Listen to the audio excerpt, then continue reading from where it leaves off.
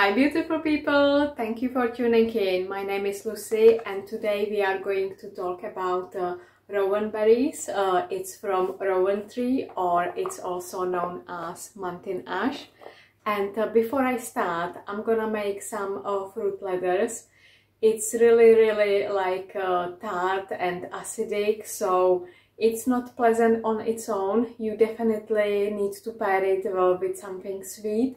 Or you can make sort of a tartish rowan jelly. I'm sure you will find loads of recipes. Last year I made some fruit leathers and it had really nice and thick texture.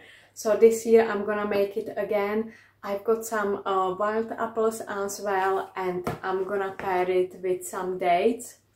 And yeah, it should help to sweeten it up.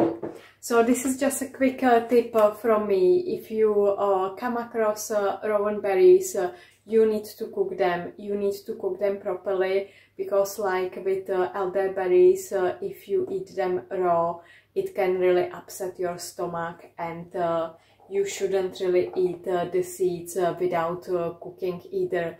So you make sure you cook it properly. If it's new to you, just start small and see how you react. But this one, it's really loved by wild birds and stuff like that. So make sure you leave plenty for them as well.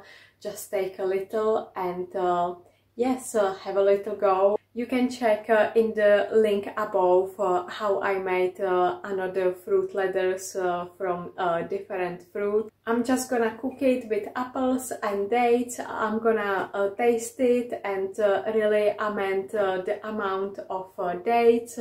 Once I'm happy with the taste, I'm gonna put it in food processor, and I've got dehydrator, so I make nice layers and dry it, and then just cut it into pieces, and it's ready for winter.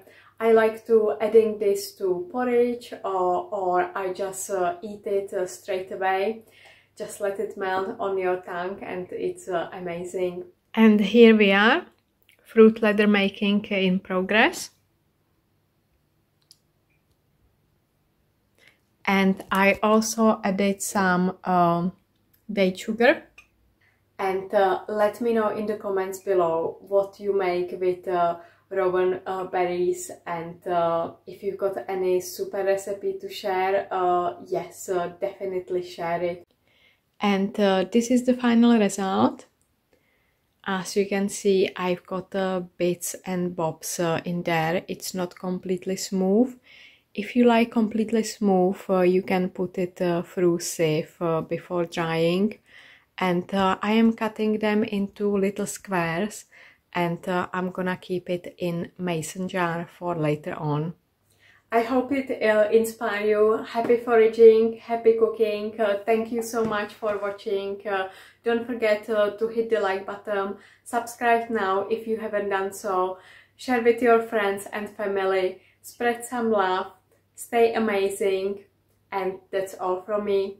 From my heart to your heart. Bye until next time.